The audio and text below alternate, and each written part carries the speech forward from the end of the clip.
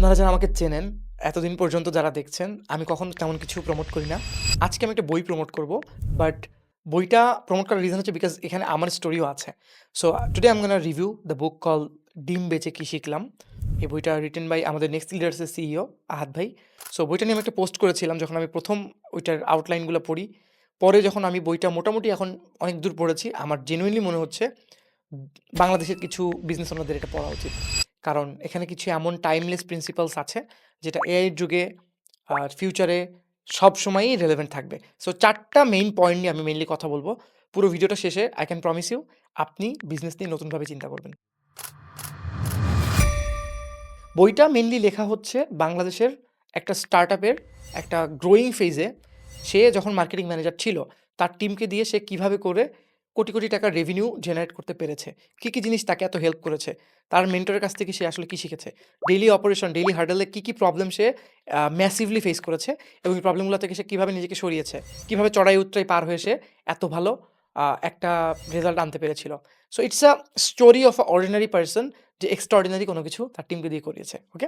ফ্রেমওয়ার্কগুলো খুবই easy to understand, খুবই baby ল্যাঙ্গুয়েজে, রিলেটেবল ল্যাঙ্গুয়েজে এক্সাম্পল সহ বলা। সো ১ম পয়েন্টটা হচ্ছে 0 to 1 কিভাবে শুরু করতে হয়। এই 0 to 1 কিন্তু পিটার থিলের বইটা না, এটা অন্য। 0 to 1 মানে হচ্ছে কোনো একজন পোটেনশিয়াল আ এন্টারপ্রেনার। ধরেন আমি আজকে চিন্তা করলাম আমি বিজনেস করব, কার্পেটের বিজনেস করব। এই স্টুডিওতে একটা কার্পেট আছে। তো আমি অনেক জল্পনা কল্পনা অনেক কিছু করতে পারি versus I can try an MVP. MVP স্টার্টআপের ভাষায় বলা হয় মিনিমাল ভায়াবল প্রোডাক্ট। যেটা দিয়ে আমি একদম ছোট থেকে ছোট ইউনিট দিয়ে বুঝে ফেলবো যে অ্যাকচুয়ালি আমার এই জিনিসটা করা উচিত কি উচিত না। এটার অ্যান্সার আমি তখনই বের করে ফেলতে পারবো। সো এমভিপি ট্রাই করতে উনি বলেছেন। অনেক মানুষ ভাবে যে আমার এইটা করতে হবে, ভ্যালুয়েশন এটা ওটা, সেটা না। If you have a business model, যত ইজিলি ওটাকে আপনি ট্রাই করতে পারবেন to experiment, that is the best way to test it. এবং এটার জন্য যদি আপনি কারো কাছ থেকে সিড ফান্ডিং পান, এঞ্জেল ইনভেস্টর হিসেবে কাউকে পান, না পেলে আপনার টিফিনের জমানো টাকা দিয়ে হইলেও আপনি ট্রাই করে ফেলেন। বুঝে ফেলেন যে if that idea have something. শুরু করাটা হচ্ছে সবচেয়ে কঠিন। আমি আমার এখানে ১ম পডকাস্ট শুরু করলাম, তারপর থেকে আমি অন্যগুলো করতে পারলাম। আমি এই ভিডিওটার ১ম এ হুকে কিন্তু একবার রিটেক নিয়েছি। একবার যদি আমি হুকটা একবার পার হয়ে যেতে পারি, ফ্লোটা কিন্তু অটোমেটিক্যালি চলে আসবে। ওকে? সো 0 to 1 যাওয়াটা ইম্পোর্টেন্ট। অনেক মানুষ যেটা করে যে বিজনেসের অনেক মেট্রিক্সের দিকে ফোকাস করে সে করতেই পারে না। ডু আ ব্যবসা। ব্যবসা মানে কি? খুবই বেসিক। এত টাকায় কিনবো, এত টাকায় বেচবো, মাঝখানে প্রফিট থাকবে। ওইখান থেকে জায়গার ভাড়া দেবো, এমপ্লয়ি স্যালারি দেবো, আমার কাছে রাখবো। অনেক মানুষ অনেক টেকনিক্যাল এটা ওইটা স্যাস-ট্যাস এটা করতে যেয়ে মেইন ব্যবসা বুঝে না। সো এখানে যেকোনো বিজনেসে 0 থেকে 1 এ যাওয়ার কথাটাই বেশি ফোকাস করা হয়েছে এবং রাইটার নিজের কথাও বলেছে যে তার নিজস্ব একটা আর হোটেল রেস্টুরেন্ট আছে ইত্যাদি ফুড।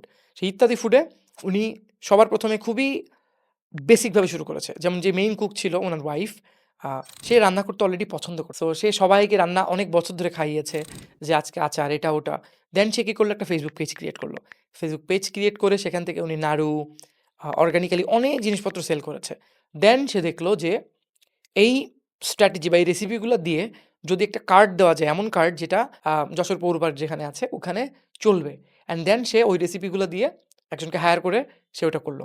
তো দেখেন সে কিন্তু ১ম এ মিনিমাল ভায়াবল প্রোডাক্ট শুরু করেছে। ফেসবুকে একটা পেজ খুলতে কিন্তু আপনার ৳৩,০০,০০০ জায়গার ভাড়া নিতে হয় না। এখন সে অত টাকা নিয়ে করছে বিকজ সে ওটাকে প্রফিটেবল বিজনেস বানিয়ে ফেলেছে অলরেডি। সো এটাই আ মানে এত এক্সাম্পল দিয়ে বলা হয়নি বাট আমি আপনাদেরকে বোঝালাম আরকি। যে মিনিমাল ভায়াবল প্রোডাক্ট টেস্ট করাটা ইজ ইম্পোর্টেন্ট। 2nd পয়েন্টটা হচ্ছে এলটিভি ওভার একিউএন। এটা আমার মনে হয় ৪ টা পয়েন্টের মধ্যে সবচেয়ে ইম্পোর্টেন্ট পয়েন্ট। মন দিয়ে শুনবেন। একিউএন মানে হচ্ছে অ্যাকুইজিশন আর এলটিভি মানে হচ্ছে লাইফ টাইম ভ্যালু। আমি যদি এখন Netflix এর ১ মাস ফ্রি সাবস্ক্রিপশন নেই বা Grammarly-র ১ মাস ফ্রি সাবস্ক্রিপশন নেই, এটার জন্য কিন্তু ওদের জিপিইউ বা সার্ভারে অনেক খরচ হচ্ছে আমাকে দিতে। বাট আমি যদি ওদের একটা পেইং কাস্টমার হই, ধরেন কথার কথা, ওরা আমাকে ১ মাস ফ্রি ট্রায়াল দিল, ওটার জন্য প্রত্যেক মানুষের পেছনে ওদের $১০ খরচ হইলো। বাট একটা মানুষ যদি আম ওদের কোনো একটা মেট্রিক্স আছে, ওরা কোনো না কোনোভাবে ব্যাক এন্ড ক্যালকুলেশন করেছে যে একজন মানুষ যখন সাবস্ক্রাইব করছে, তখন এট লিস্ট ২ বছর ৪ মাস পর্যন্ত থাকতেছে। এর মানে কি? ২৪ আর ৪ কত? ২৮ মাস। ২৮ মাসে সে টোটাল Netflix এর কাছে ৩০ গুণ ২৮ অনেক টাকা খরচ করছে। সো সে যখন দেখতেছে যে আমি যদি ১,০০০ মানুষকে ফ্রি দেই, তার মধ্যে থেকে ১০০ জন সাবস্ক্রাইব করছে, 10% কনভার্সন, এবং এই ১০০ জনের লাইফ টাইম ভ্যালু এত। সো আমি এত টাকা প্রফিট করতেছি, এত টাকা আমার ফ্রিতে যাচ্ছে, এত টাকা মার্কেটিংয়ে যাচ্ছে। Overall the business model makes sense. That's why অনেক মানুষ সাবস্ক্রিপশন বেসড বিজনেসে বেশি ইন্টারেস্টেড হয়। তো মেইন বিজনেস ফান্ডামেন্টাল কি হতে পারে? আপনি অ্যাকুইজিশন নিয়ে চিন্তা করেন না। আমার এজেন্সি রিলেটেড যে ভিডিওটা ছিল, ওখানে আমি বলেছি যে ভাই রিটেনশনে বেশি ফোকাস করেন। Don't try to get many clients, কোনো লাভ নাই সার্ভ না করতে পারলে, রাইট? আপনি বাসায় নিয়ে আসলেন, একটা রেস্টুরেন্ট ওনার আপনি, একজনকে বারবার ডেকে ডেকে আনতেছেন, বাট আপনি রান্না করতে পারতেছেন না, হইলো? সো প্রথমে আপনার চিন্তা করতে হবে যে কীভাবে করে আপনি এলটিভি, একটা কাস্টমারের থেকে বেশি বেশি অর্ডার করিয়ে তার কাছ থেকে আপনি মানে ওকে আমি বেশি স্পেন্ড করাতে পারেন। এটা হচ্ছে আপনার মেইন ব্যাপার। আপনি যদি কোনো মেন্স কেয়ার বা ফিমেল কেয়ারে যেতে পারেন, দেখবেন ওরা খুব ভালো ব্যবহার করে। তো ওরা বলবে যে, "স্যার বা ম্যাম, আপনার তো আসলে এই যে স্কিনের এখানে দেখতেছি পোর্সগুলো খুলে গেছে। আপনার উচিত একটা স্পা করা বা এই যে আপনার হিট ট্রিটমেন্টটা করা।" আপনি বললেন, "হ্যাঁ, করি। কত খরচ হবে?" "স্যার, এটা তো আমরা নরমালি ৳১২০০ নেই। আপনি তো চুল দাড়ি কাটিয়েছেন, আপনার জন্য মাত্র ৳৮০০।" ৳৮০০ পেয়ে যাচ্ছি, আজকেই অফার। ঠিক আছে, করি। তারপর বলে, "স্যার, আপনার তো নেইল গুলাতে প্রবলেম দেখতেছি। তারপর পায়ের এখানে দেখেন আপনার শিরার উপন দিয়ে কালো কালার হয়ে গেছে। আমরা আপনাকে ম্যানিকিউর পেডিকিউর করে দিই। কত হবে?" "স্যার, নরমালি তো ম্যানিকিউর পেডিকিউর ৳৬০০ করে আমরা নেই, বা আমি জাস্ট ইমাজিনারি বলতেছি। আপনি যেহেতু অন্য সার্ভিসগুলো নিছেন, আজকে থেকে নেক্সট ২ দিনের মধ্যে করলে স্যার এটা আমরা আপনাকে ৳১৫০ করে দিব।" হ্যাঁ, কম পাচ্ছি, করে ফেলি। তো ও কিন্তু আমার ওভারঅল বাস্কেটটাকে বড় করতেছে, রাইট? ওর কিন্তু এক্সট্রা অত বেশি কস্ট নাই। আমি আপনাদের এটাই বলতেছি যে অলওয়েজ ফোকাস অন লেলটিভি। একজন মানুষ আসলো, অ্যান্ড এখানে এক্সাম্পল হিসেবে এরকম বলা হয়েছে যে এয়ারপোর্ট বা বিভিন্ন ওয়াজ মাহফিল যখন হয়, পাশে অনেকে বাদাম বেচে, মধু বেচে, এটা বেচে, ওটা বেচে। তারা আপনার কাছ থেকে দেখবেন অনেক হাই চার্জ করে। এয়ারপোর্টে ঢুকে একটা পানি খাইতে গেলে এত টাকা। কারণ তারা জানে যে আপনি ওখানে যাবেন না। আপনি কি ওটা করতে চান? অথবা আপনি কি করতে চান? আপনি রেগুলার যেন আপনার কাছ থেকে কেউ পারচেজ করে, সেটা করতে চান। সো এই বইটার সবচেয়ে বেস্ট ব্যাপারটা হচ্ছে যে এই কথাগুলাকে উনি এমন, এমন ছোট, ছোট স্টোরি দিয়ে বলেছেন, এবং মফস্বল শহরের ছেলেমেয়েও যেন বুঝতে পারে, এমন বেবি ল্যাঙ্গুয়েজে লিখেছেন। আমার এটা খুবই ভালো লেগেছে। তারপরে 3rd পয়েন্টটা হচ্ছে মানে লোভে পাপ, পাপে মহাপাপ, এরকম একটা বিষয়। So actually don't try to create scam, but build a business. বিজনেসের নামে অনেক মানুষ বর্তমানে এমন, এমন কিছু জিনিস করতেছে, যেটা আসলে ওভারঅল মার্কেট নষ্ট করছে। যেমন কিছু হার্বাল প্রোডাক্ট আপনি জানেন সবার সামনে আসে, যেটার কোনো অথরাইজেশন নাই, কোনো কাগজপাতি নেই। তারা মানুষের একটা প্রবলেম খুঁজতেছে যে, আপনার কি গ্যাসের প্রবলেম? আপনি কি জানেন আপনার গ্যাস থেকে ক্যান্সার হয়ে যেতে পারে? আপনি আমার এই ৩ ফাইলে যথেষ্ট।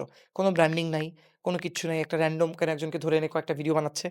সে প্রোডাক্টটা মেকিং করতেছে ৳১৫০, ওটা উনি ৳১২০০ পার ফাইলে বেচতেছে।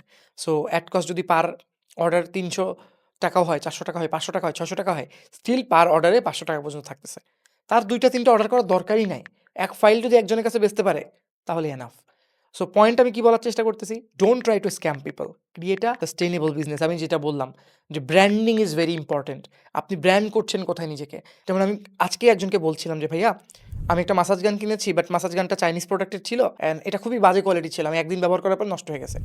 তখন আমি কিন্তু এটা মানে I already promise to myself যে আমি অবশ্যই নেক্সট টাইম আমার যদি এটা ৩ ডাবল প্রাইস দিয়েও কিনতে হয়, I will buy from a brand, because brands are not going to give me a bad product. তারা এটলিস্ট নিজেদের রেপুটেশন নিয়ে চিন্তা করে। সো আপনাকে চেষ্টা করতে হবে বিজনেস সাস্টেনেবল করে আপনি যেন বিজনেস থেকে ফ্রি হয়ে যেতে পারেন। You can create a process. So এই বিষয়গুলো নিয়ে এখানে বলা হয়েছে যে কেন আপনার এটলিস্ট ধর্মীয় কথা চিন্তা করে মানুষকে ঠকানো উচিত না, এবং অ্যাকচুয়ালি একটা ব্র্যান্ড নিয়ে কাজ করা উচিত। যেমন রিসেন্টলি আমি যদি আড়ং-এর এক্সাম্পল অনেক দেই, সবাইকে ভালো, ভালো কথা বলে, আড়ং অনেক ভালো ব্র্যান্ড, এটা ওটা। রিসেন্টলি আপনারা দেখছেন ওদের ব্যাগ নিয়ে কি হয়েছে। ওরা কি করেছে আমি আপনাকে বলি, আই এম নট এগেইনস্ট আড়ং আর এনিথিং। আমি ওদের অনেক ভালো প্রশংসা করেছি। সো অনেস্ট যে কথা সেটা বলতে হবে। সো আমি এবার আ দুর্গাপূজার টাইমে আমার মাকে নিয়ে আড়ং-এ গিয়েছি। সো ৩ টা শাড়ি। ওরা আমাকে বলে যে, "স্যার, আপনার এই শাড়ির জন্য আ ব্যাগ কিনতে হবে।" আমি শকড। ব্যাগ কিনতে হবে কেন? বলে যে, "স্যার, এইটা তো আসলে একটা ছোট ব্যাগ কিনলে ৳১৫, বড় ব্যাগ কিনলে ৳৩০।" যেহেতু আমার সঙ্গে আমার মা ছিল, অনেক পিক আওয়ার ছিল, ভিড় ছিল।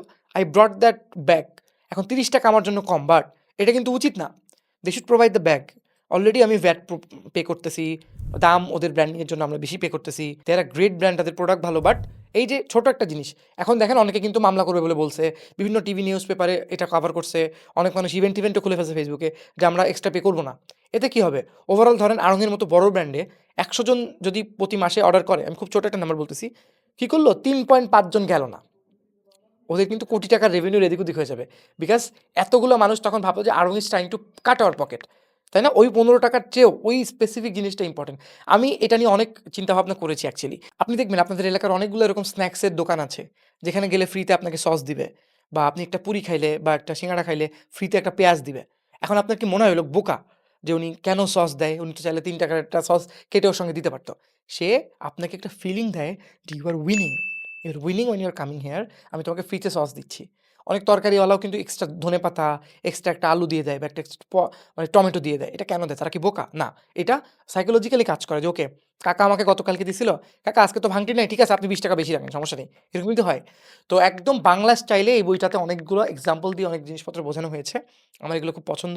4th পয়েন্ট, ধরেন কোনো একটা জায়গায় আপনি একটা জিনিস শুরু করতে চান। আপনার যদি এমন কোনো মানুষ না থাকে যে আপনাকে ন্যায়, নীতি, কর্মস্পৃহা, তারপরে আপনার লাইফে আপনি কি করতে চাচ্ছেন, আপনার ওই হতাশা নিয়ে যদি আপনাকে হেল্প না করে বা আপনি যে কাজটা করতে চাচ্ছেন, একটা মনে করেন আপনি এমন একটা কোম্পানি করবেন যেখান থেকে আপনি ৫০০ লোককে এমপ্লয় করবেন। এত বড় একটা গোল যখন আপনি অ্যাচিভ করতে চান, don't you think you need someone to collaborate, someone who will help you? You need someone. So এটা বাংলাদেশী মানুষ অনেকে পারে না। ওইটা নিয়ে উনি কথা বলেছে। এবং এই যে যেই স্টোরিটা বলা হচ্ছে যেখানে বাংলাদেশী শীর্ষস্থানীয় একটা স্টার্টআপে, সেখানে কিন্তু একজন মেন্টর দরকার ছিল। সেই মেন্টর না থাকলে, সেই গুরু না থাকলে, সেই বস না থাকলে যে নিজে বলছে ওকে সামনে কাদা, আমি নিজে আগে পার হই। তারপরে আমি বুঝি আসলে কিভাবে কাজ করে। তারপরে তোমাদেরকে আমি শেখাই, দেন তোমরা আসো। সে কিন্তু এভাবে করে কাজ করেছে। সেই সবগুলো পয়েন্ট আমি চাই না আর স্পয়লার দিতে। আর আমি চেষ্টা করেছি বইতে যেই এক্সাম্পলগুলো দেওয়া আছে, ওগুলো হচ্ছে ডিফারেন্ট কিছু বলার। অ্যান্ড আমি বিশ্বাস করি আপনারা যদি বইটা টাকা খরচ করে কিনে পড়েন, ইউ উইল নট বি মানে সারপ্রাইজড। কারণ মার্কেটে অনেক আলতু-ফালতু বই আছে, যেগুলো আসলে একজন মানুষ ৫ টা বই পড়ে জাস্ট লিখে দিল। রিয়াল লাইফের সাথে কোনো কিছু নাই। এটা বাংলাদেশে একটা স্টার্টআপের আমাদের নিজেদের একটা কেস স্টাডি। সেটা আপনি পড়তে পারেন। এবং খুবই কম টাকা, মনে হয় ৳১৩০-৪০ বা ৳২০০ এটা বিক্রি হচ্ছে। আমি ডেসক্রিপশনে কোথাও একটা লিঙ্কটা দিয়ে দিব। পারলে একটু কিনে পড়তে পারেন। Thank you.